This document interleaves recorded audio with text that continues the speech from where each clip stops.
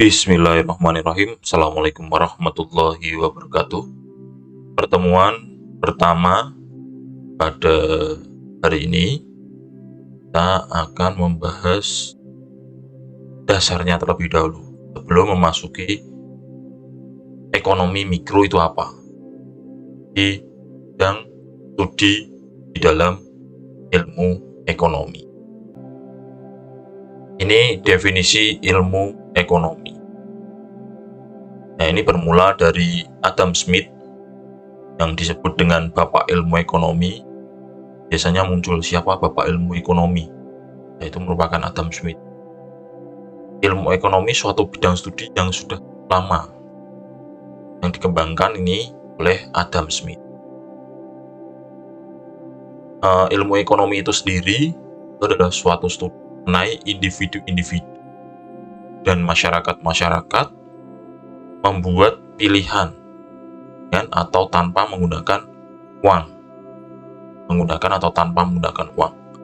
dengan menggunakan sumber-sumber daya yang terbatas, tapi dapat digunakan dalam berbagai cara untuk menghasilkan berbagai jenis barang dan jasa dan mendistribusikannya untuk kebutuhan konsumsi sekarang dan di masa yang akan datang. Nah, ini memanfaatkan sumber daya yang terbatas untuk jadi barang dan jasa. Setelah jadi barang dan jasa itu dalam menggunakan sumber daya pasti perlu efektivitas dan efisiensi. Ya, jadi barang dan jasa, kemudian mendistribusikannya untuk kebutuhan konsumsi sekarang maupun masa yang akan datang pada berbagai individu dan golongan masyarakat. Jadi inilah ilmu ekonomi. Tanpa menggunakan uang, menggunakan sumber daya yang ada, yang terbatas itu, gunakan seefisien mungkin, jadikan atau menghasilkan barang dan jasa, terus didistribusikan untuk kebutuhan konsumsi. Selalu dihubungkan dengan kemampuan faktor-faktor produksi menghasilkan barang dan jasa. Maksimisasi keuntungan, bagaimana maksimalisasi keuntungan menggunakan faktor-faktor produksi seminimal mungkin atau sumber daya yang seminimal mungkin, tetapi menghasilkan keuntungan semaksimal mungkin. Nah, ini ekonomi, kemampuan faktor-faktor produksi untuk menghasilkan barang dan jasa, memaksimalkan keuntungan. Nah, yang kedua adalah keinginan masyarakat. Masyarakat pasti ada kebutuhan dan keinginan untuk mendapatkan si barang dan jasa ini. Nah, ini maksimalisasi kepuasan dan kemakmuran di sini. Nah, di situ merupakan hubungan ekonomi, ilmu ekonomi dengan faktor-faktor produksi dan keinginan masyarakat. Nah, ini pengertian ilmu ekonomi ditinjau dari beberapa aspek. Yang pertama adalah interaksi pasar barang. Pasar barang ini ada interaksi di sini. Suatu perekonomian yang merupakan gabungan dari berbagai jenis pasar, termasuk pasar barang. Nah, ini dimana interaksi pasar barang. Terus kemudian tingkah laku penjual dan pembeli. Ini dalam ilmu ekonomi ada tingkah laku penjual dan pembeli.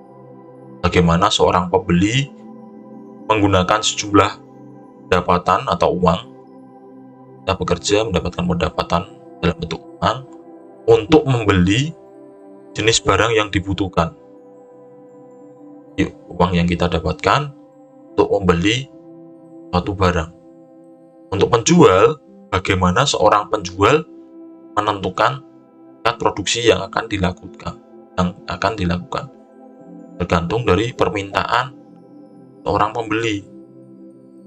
Itu adalah tingkah laku penjual dan pembeli. Kemudian di sini ada interaksi di pasaran faktor. Waktu interaksi penjual dan pembeli di pasaran faktor-faktor produksi. Jadi nanti akan ada perputaran di situ. Pembeli atau rumah tangga konsumen memberikan tenaga kerjanya, kemudian atau SDM-nya, tenaganya, terus produsen memberikan gaji atau upah atas tenaga kerja yang diberikan oleh konsumen atau rumah tangga konsumen. Kemudian produsen nanti akan mendapatkan SDM yang ada tadi, cari modal, dan konsumen akan membeli jumlah barang. Produsen pastinya akan harus memberikan barang tersebut ke konsumen. Nah, ini merupakan salah satu dari masalah pokok ilmu ekonomi, yang intinya adalah pada kelangkaan.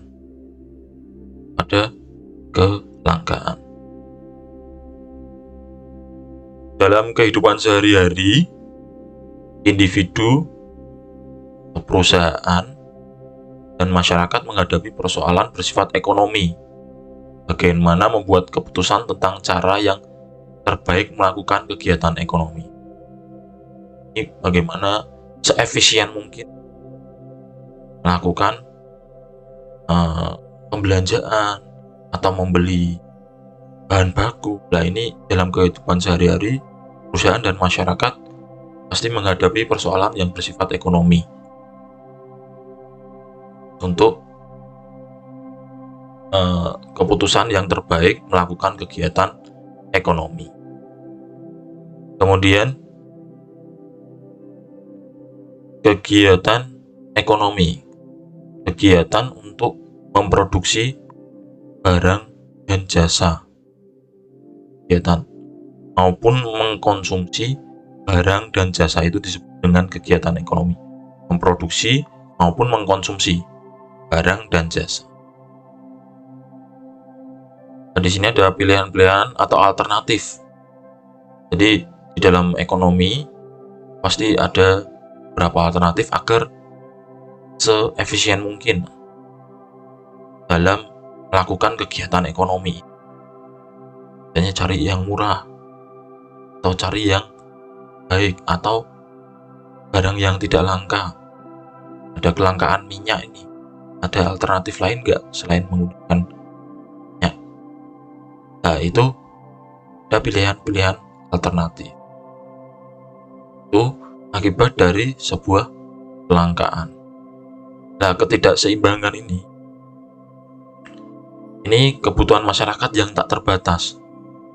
Masyarakat memiliki kebutuhan yang tak terbatas. Akibat dari kelangkaan ini adalah ketidakseimbangan. Akibat dari kelangkaan ini adalah ketidakseimbangan. Terus yang kedua adalah faktor produksi yang tersedia untuk produksi barang atau jasa itu terbatas. Jadi masyarakat maunya belanja, tetapi ternyata faktor produksinya terbatas. Ya, menyebabkan disebutnya kelangkaan. Dan terkadang di sini nanti muncul yang namanya panic buying. Panic buying. Karena ada kelangkaan, terus masyarakat secara berlomba-lomba membeli barang dan jasanya secara tidak teratur. Yang menyebabkan panic buying. Beberapa contoh kemarin terjadi panic buying BBM. Bensin tuh penuh dengan konsumen. Terus ketika pandemi COVID-19, panic buying untuk hand sanitizer, masker. Nah, itu karena kebutuhan masyarakat yang tak terbatas, faktor produksi yang tersedia terbatas, sehingga itu menyebabkan kepanikan di sini. Kepanikan sehingga orang berlomba-lomba untuk membeli, malah jadi kelangkaan. Ini masalah pokok ilmu ekonomi. Nah, ini permasalahan ekonomi buat adalah masalah apa yang harus diproduksi dan berapa banyak serta alternatif dari barang-barang dan jasa yang mana yang akan diproduksi. Orang produsen itu memikirkan apa? Produksi ya. Buat masyarakat tuh apa? Ada alternatif nggak dari barang-barang dan jasa yang mana yang akan diproduksi? Terus bagaimana cara memproduksinya? Bagaimana cara memproduksi barang dan jasa tersebut?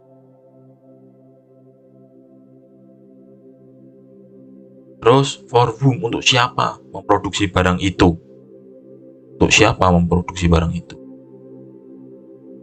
Nah, ini permasalahan ekonomi. Nah, ini barang ekonomi dan barang bebas. Ini pas mengenai barang ekonomi dan barang bebas. Barang ekonomi itu sendiri barang yang terbatas jumlahnya atau langka. Ada kelangkaan di sini. Memerlukan pengorbanan untuk memperolehnya, itu dengan barang ekonomi. Yaitu jumlah yang tersedia lebih sedikit dibandingkan dengan jumlah yang dibutuhkan masyarakat. Dan oleh karena itu barang ekonomi mempunyai harga.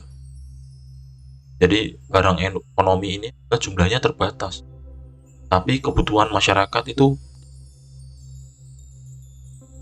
yang tersedia lebih sedikit, yang dibutuhkan masyarakat, dan oleh karena itu barang ekonomi mempunyai harga. Yang dibutuhkan masyarakat tinggi, tersedia sedikit, kebutuhan masyarakat tinggi, sehingga produk tersebut dengan barang ekonomi yang mempunyai harga dan barang ekonomi. Barang bebas, barang yang tersedia dalam jumlah melimpah, tidak ada kelangkaan di sini, tidak memerlukan pengorbanan untuk memperolehnya. Namun demikian, barang bebas dapat menjadi barang ekonomi karena perbedaan tempat dan waktu. Jadi di beda tempat akan bisa jadi barang ekonomi. Contoh di pedesaan air bersih itu sebagai barang bebas, tapi di tempat lain itu bisa menjadi barang ekonomi. Begitu pula sinar matahari. Ini bisa menjadi begitu pula sinar matahari menjadi barang ekonomi dalam musim dingin.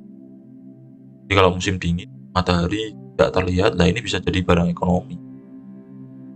Gantikannya ada barang lain yang bisa menggantikan, itu jadi ekonomis. Sehingga banyak wisatawan yang bersedia membayar untuk datang ke daerah-daerah tropik.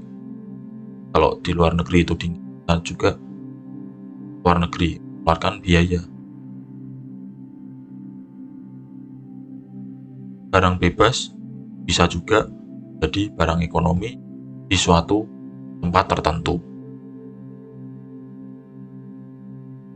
Nah, ini yang dengan barang bebas dan barang ekonomi. Mungkin kan sedikit. Barang ekonomi ini beras, sering kelangkaan, ada makanan, barang produksi. Nah, kalau barang bebas tadi, udara, air hujan, dan matahari ini bisa jadi contoh. Nah, barang konsumsi itu ada barang ekonomi itu ada barang konsumsi, barang modal, barang akhir, dan barang setengah jadi. Terus barang konsumsi ya makanan, pakaian, sepeda motor, dan pangan. Barang modal, mesin, peralatan bengkel, sebagai modal jadi sebuah barang. Barang kantor, barang akhir ya kursi mobil, barang setengah jadi, gandum, karet, minyak kelapa sawit. Nah, berdasarkan kepentingan barang, ini ada juga barang inferior. Jadi ikan asin, ubi kayu itu barang inferior. Barang esensial itu beras, gula, barang normal, baju, barang mewah, mobil, dan emas. Baik, berdasarkan penggunaan barang, itu ada barang pribadi dan barang publik. Barang pribadi ya pakaian, makanan, mobil. Barang publik ya jalan raya, lampu lalu lintas. Nah, ini berdasarkan kepentingan barang dan berdasarkan cara penggunaan barang. Ini semua adalah jenis-jenis barang. Selanjutnya ini yang disebut dengan faktor-faktor produksi.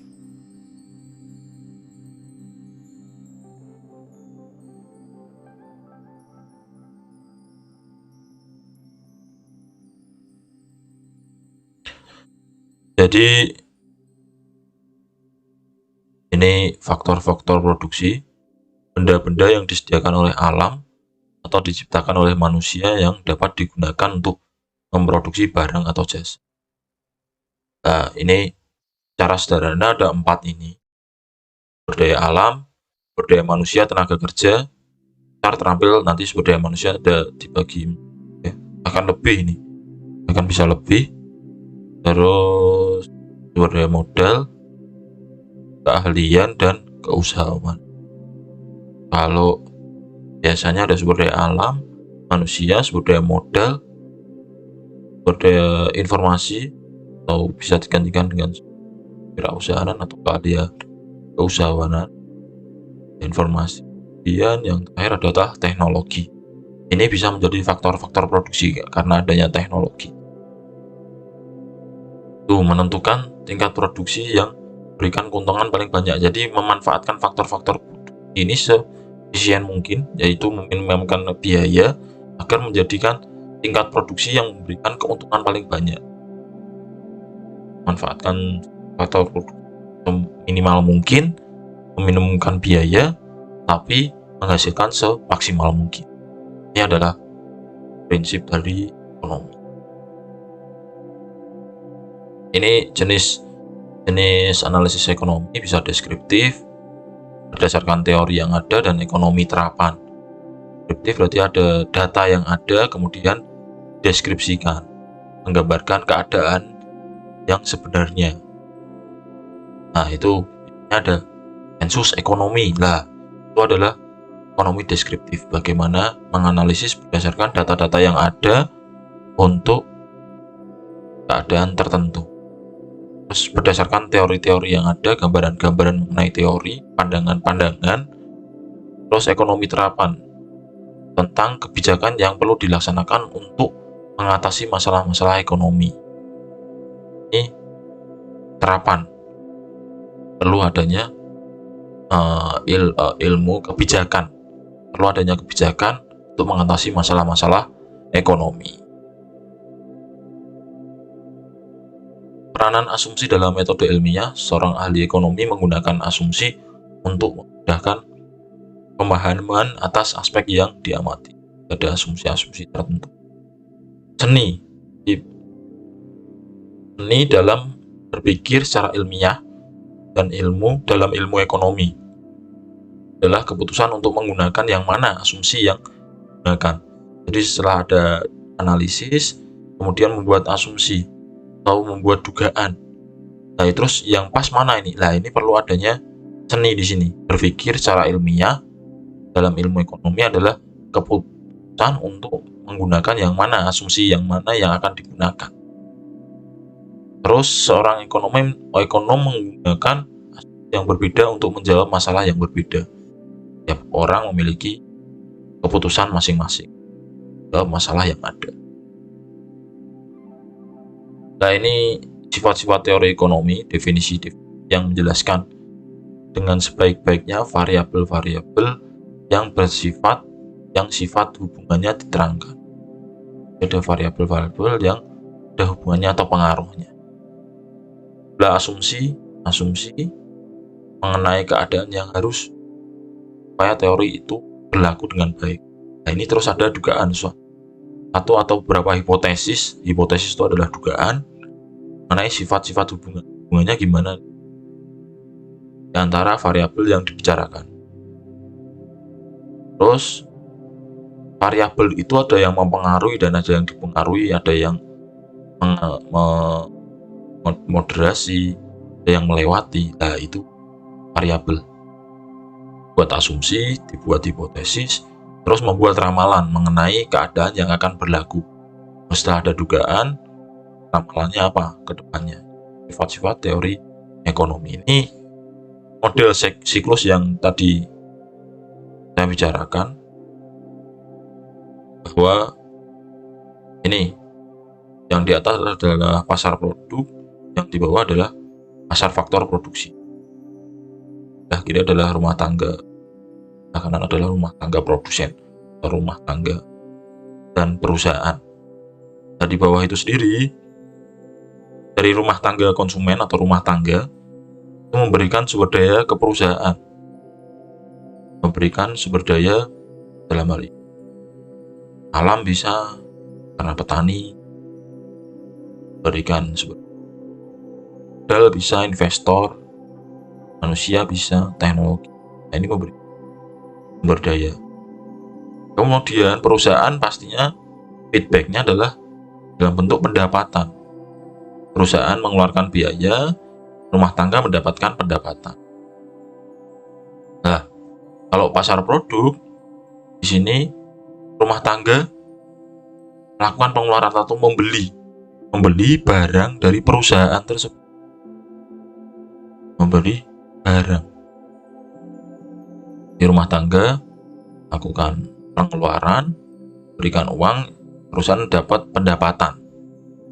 Perusahaan memberikan barang dan jasanya, kemudian dapat dimanfaatkan oleh rumah tangga sebagai kebutuhan atau keinginan atau memenuhi kepuasan. Ini merupakan model ekonomi siklus alir berputar. Lah, ini terus berputar terus. Karena tidak sadar teman-teman bekerja untuk membeli suatu produk. Lah, inilah model ekonomi siklus alir berputar. Nah, ini alat-alat analisis dalam ilmu ekonomi, ada grafik, kurva, dan ilmu statistik. Menyediakan berbagai jenis angka indeks harga, indeks produksi untuk menunjukkan kecenderungan perkembangan variabel-variabel ekonomi. Menguji atau selidiki kebenaran pandangan dalam teori ekonomi. Jadi berdasarkan statistik yang ada itu apakah sesuai dengan teori-teori ekonomi yang. Nah, ini sebagai contoh kurva permintaan, keadaan A di mana harga 50, jumlah yang membeli 300. Makin murah, maka akan jumlah yang membeli akan lebih banyak. Ini kurva permintaan.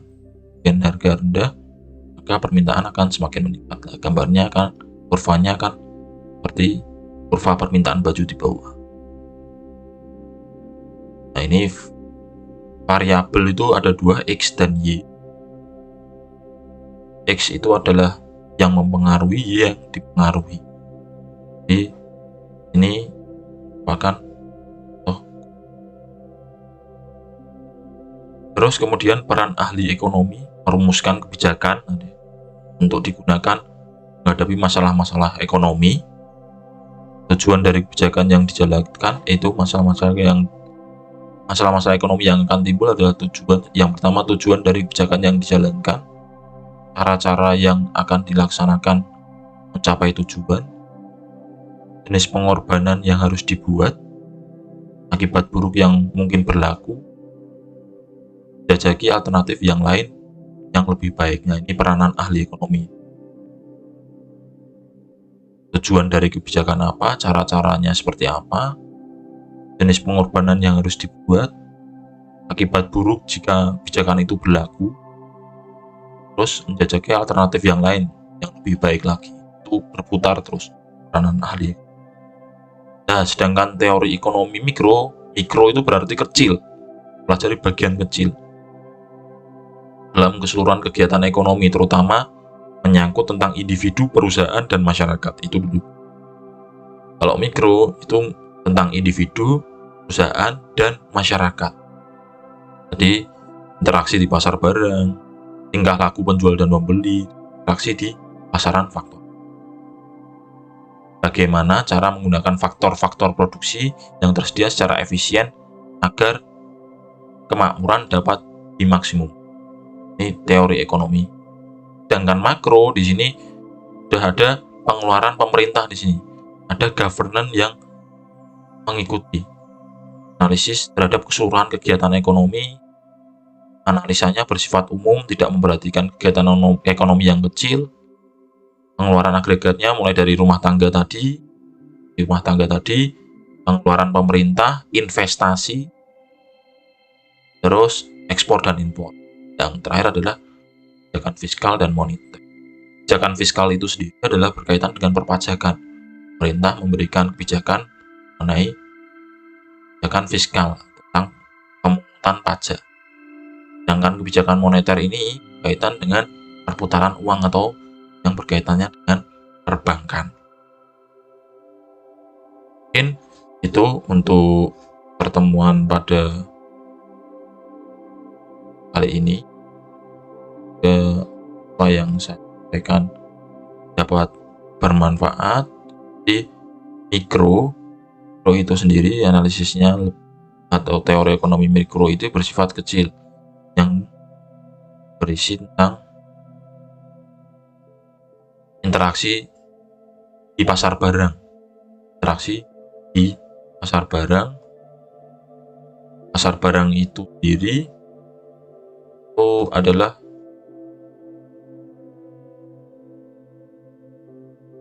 jenis barang atau menggabungkan suatu perekonomian yang merupakan gabungan dari jenis pasar. Nah, jenis pasar tadi sudah saya jelaskan, ada pasar bebas dan atau barang ekonomi dan barang bebas. Itu nanti lebih lanjutnya akan kita bahas selanjutnya. Itu mikro adalah lebih kecil, berisi tentang tingkah laku penjual dan pembeli, interaksi di pasaran faktoran. Sedangkan makro di sini sudah ada muncul kebijakan pemerintah, investasi, ekspor dan impor, dan kebijakan fiskal moneter. Itu rangkuman terakhir dari saya. Kurang lebihnya dari saya mohon maaf. Semoga apa yang saya sampaikan hari ini dapat bermanfaat. Sekian dari saya. Wassalamualaikum warahmatullahi wabarakatuh.